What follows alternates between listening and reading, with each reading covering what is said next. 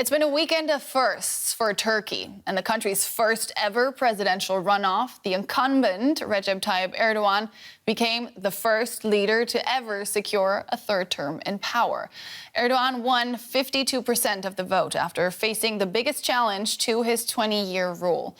His rival, Kemal Kılıçdaroğlu, didn't dispute the outcome, but called the election unfair, an assessment backed by international election observers. Erdogan's challenger had promised to restore democratic norms before veering to an anti-migrant platform in the final days of campaigning. But the U-turn failed to win him enough support to defeat Erdogan. DW special correspondent Aya Ibrahim has more. Recep Tayyip Erdogan's electoral victory is still sinking in. Here in Istanbul, where the majority of residents voted for his opponent Kemal Kılıçdaroğlu, disappointment is in the air. Honestly, I'm very sad about the election results. Turkey has lost. I don't think people really understand how bad the results are. I'm very sorry. I don't think this was, from the very beginning, a democratic process. It was not fair because Erdogan controls the majority of the media. Erdogan should be the president of all 85 million.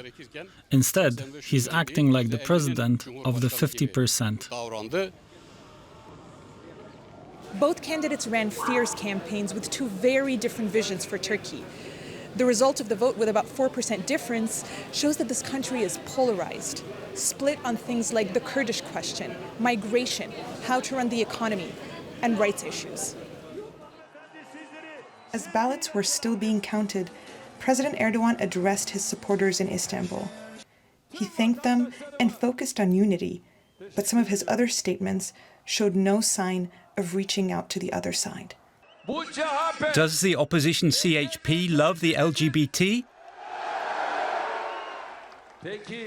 Can they infiltrate the AKP? Family is sacred to us. His victory speech in the capital Ankara addressed imprisoned Kurdish leader Selahattin Demirtas.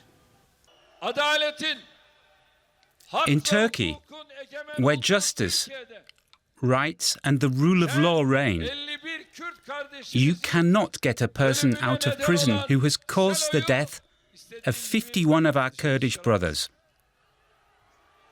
Especially under our government, that is out of the question. Erdogan also faces a number of other challenges, like a crumbling economy and rebuilding devastated areas hit by earthquakes earlier this year. But his supporters aren't thinking about that right now. We believe and trust in our president. We are sure he's going to fix all economic problems and rent. We are very happy. We were expecting these results. Turkey has made its choice. I think it's the right choice. For me, it's a good choice. It may not be good for some, but for us, it's good. Syrian refugees in Turkey will undoubtedly be breathing a sigh of relief. Throughout the campaign, Kılıçdaroğlu vowed to deport them from the country. President Erdogan said he also wanted refugees to go, but voluntarily. As the Turkish Republic enters its second century, it faces a lot of open questions. For now, they will be answered by the man who has ruled it longest. For a closer look, I can now welcome Can Dündar. He's a Turkish journalist. He was the editor-in-chief of the center-left newspaper Cumhuriyet until 2016, when he fled political persecution in Turkey. He has since been living in exile here in Germany. Mr. Dündar, welcome to the day. How do you feel about the result? Very sad and disappointing, really. I mean, it's a disaster for Turkish democracy, and unfortunately, I feel like losing the country. The polls were wrong. Erdogan did much better than expected. Were you surprised by the results? No, to be honest, I was expecting this because it's a race against the whole party state, So Erdogan has been using the whole state machinery, including media and judicial system. So how can you beat the whole state mechanism with the people's power? It was really tough. And even so, we got something close to the 50%. Yeah, it's what Mr. Kılıçdaroğlu has been denouncing, right? That these elections might have been free, but they were by no means fair because Erdogan, for example, controls 90% of Turkish media. Is that really what made the difference, or was Erdogan the stronger candidate? Does he have a stronger pull on people as a politician than Kılıçdaroğlu had? He destroyed the Turkish economy, and he's been in power for 21 years now. And knowing that the economy is his weakest point, he used people's fears. Like Turkey would be divided, the gay community will be running the country, and the family will be divided, the families will be divided, etc.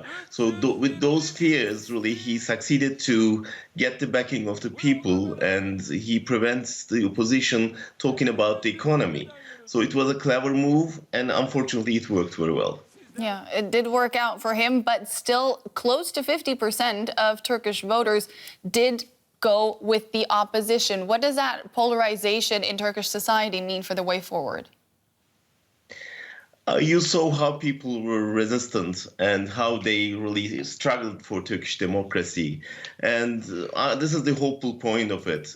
So we are facing with a half full glass. So if you can see the full part, yeah, this country is not Belarus or Iran, and people really fighting for democracy, and they are so close. They were so close to the victory, and I guess in the coming years, the hope is still there, and Turkish democracy can live, even though Erdogan will be more aggressive in the coming years.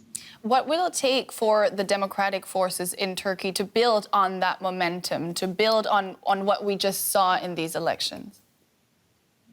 What we saw is a huge solidarity among the very different parts of the political arena, from nationalists to social democrats, from the queer movement to the Kurds, from soft Islamists to the nationalists.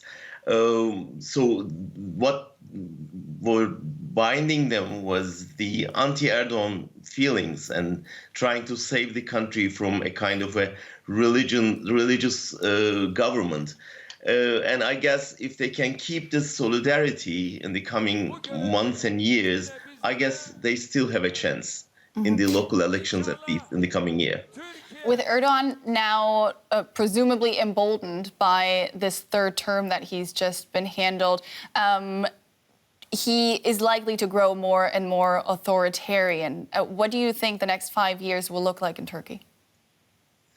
I don't think that it would go for another 5 years. I mean, first the economy, then his health is not how can I say? Yeah, it won't be so long, I guess.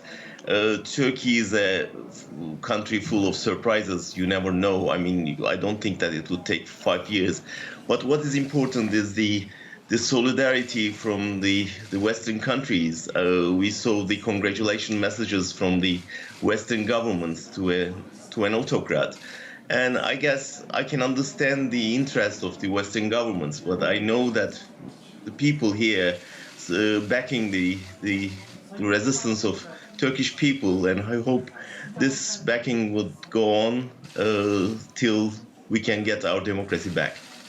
What does it mean for you personally and your prospects of returning home that he's now been handed another term in office? Yeah, difficult. I was packing my baggage the day before, and I was hoping to go back to country as a free citizen.